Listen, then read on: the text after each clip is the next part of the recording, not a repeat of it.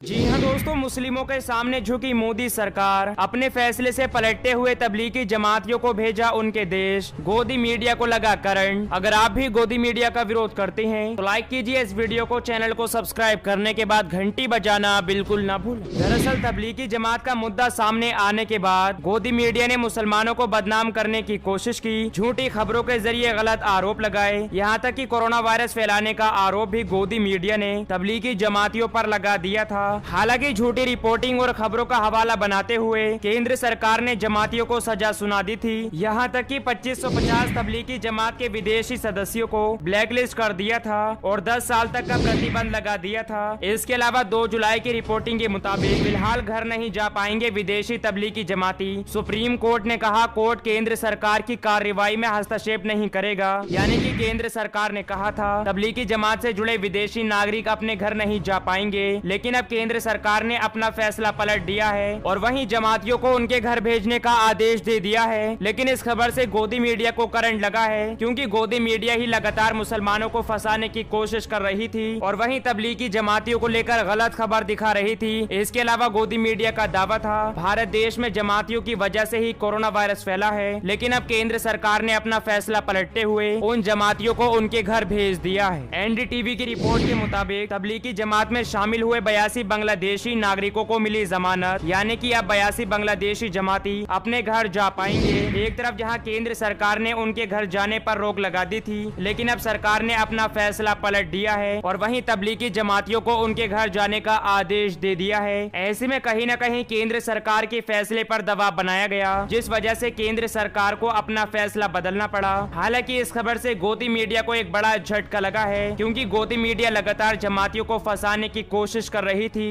इसके अलावा कई झूठे आरोप भी गोदी मीडिया ने लगाए थे, लेकिन अब सरकार ने अपना फैसला बदलते हुए तबलीगी जमातियों को उनके घर भेजने का आदेश दे दिया है। देखा जाए तो गोदी मीडिया की झूठी रिपोर्टिंग और खबरों को मद्देनजर रखते हुए सुप्रीम कोर्ट में कई याचिकाएं दाखिल की गई थी और मांग की गई थी कि तबलीगी जमातियों को कड़ी से कड़ी सजा देनी चाहिए, क्योंकि इनकी वजह से ही देश में कोरोना वायरस फैला। हालांकि ये याचिका जो सुप्रीम कोर्ट में दाखिल की गई थी, इसका जिम्मेदार कोई और नहीं बल्कि गोदी मीडिया थी, क्योंकि गोदी मीडिया ही लगातार ये खबर दिखा रही थी कि तबलीगी जमातियों की वजह से ही देश में कोरोना वायरस फैला है और यही लोग देश में कोरोना वायरस फैलाने की साजिश कर रहे थे। लेकिन अब सरकार ने अपना फैसला पलटते हुए तबलीगी जमातियों को जमानत दे दी है और वहीं उनको घर जाने का आदेश दे दिया है। बढ़ते हैं अगली खबर की तरफ, जहां नेपाल ने भारत को दिया झटका। केपी शर्मा ओली ने कहा कि राम नेपाली थे, असली अयोध्या भारत में नहीं बल्कि काठमांडू के छोटे से गाँव में है। दरअसल सीमा विवाद के बीच नेपाल ने एक और प्रोपेगेंडा शुरू कर दिया है। नेपाल के प्रधानमंत्री केपी शर्मा ओली ने विवादित बयान दिया और कहा कि राम भारतीय नहीं बल्कि नेपाली थे। उन्होंने ये भी कहा कि असली अयोध्या भारत में नहीं है बल्कि नेपाल के बीरगंज में है। नेपाल के प्रधानमंत्री केपी शर्मा ओली अपने निवास पर भानु जयंती आयोजित कार्यक्रम में बोल रहे थे। उन्होंने भारत पर सांस्कृतिक दमन का आरोप भी लगाया। केपी शर्मा ओली ने कहा, विज्ञान के लिए नेपाल योगदान को हमेशा नजरअंदाज किया गया। इसके अलावा केपी शर्मा ओली ने कहा,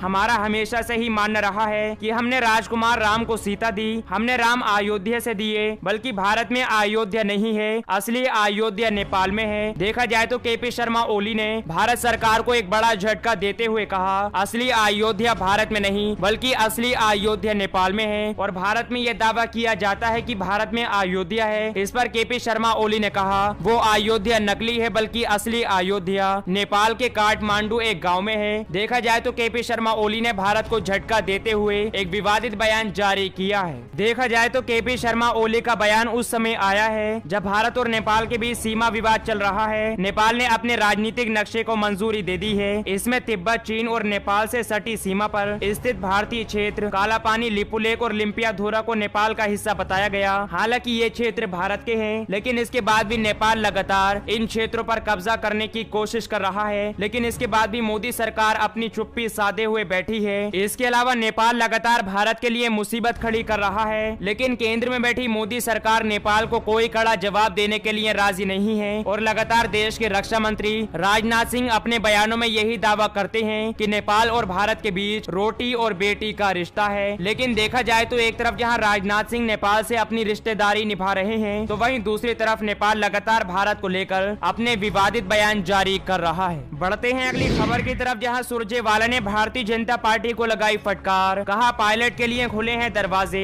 भारतीय जनता पार्टी ने आयकर विभाग, ईडी, सीबीआई को उतारा। दरअसल राजस्थान के उप मुख्यमंत्री सचिन पायलट के बागी तेवर और राज्य में सरकार पर मंडरा रहे संकट के बीच जयपुर में परिवेशक बनाकर भेजे गए। सुरजेवाला ने कहा कि कांग्रेस नेतृत्व ने पिछले 48 घंटों में सचिन पायलट से और वहीं राजस्थान में अशोक गहलोत और सचिन पायलट के बीच जो विवाद चल रहा है उसको सुलझाने की कोशिश की जा रही है। लेकिन इस दौर में भी भारतीय जनता पार्टी लगातार राजस्थान की सरकार को गिराने की कोशिश कर रही है। सुरजेवाला ने कहा कि अगर कोई मतभेद है तो सचिन पायलट समेत सभी विधायकों के लिए कांग्रेस पार्टी के दरवाजे सदैव खुले हैं और खुले रहेंगे। उन्होंने कहा कि कभी कभी वैचारिक मतभेद उत्पन्न हो जाता है। इसके अलावा सुरजेवाला ने कहा कि अपनी पार्टी को कमजोर करना या भारतीय जनता पार्टी को खरीद फरोख्त का मौका देना उचित नहीं है। यानी कि सुरजेवाला ने कहा कि इस दौर में भी भारतीय जनता पार्टी राजस्थान में कांग्रेस की सरकार को गिराना चाहती है। इसके अलावा सुरजेवाला ने भारतीय जनता पार्टी पर आरोप लगाते हुए कहा, भारतीय जनता पार्टी के 3 अग्रिम विभाग हैं, आयकर विभाग, ईडी, सीबीआई। जब भी मोदी सरकार बीजेपी को प्रजातंत्र की हत्या करनी होती है तो भारतीय जनता पार्टी के ये विभाग सबसे पहले आकर खड़े हो जाते हैं। कल देर रात और सुबह से ये विभाग फिर से राजस्थान की वीर भूमि पर कायरता दिखाने के लिए उतर आए हैं।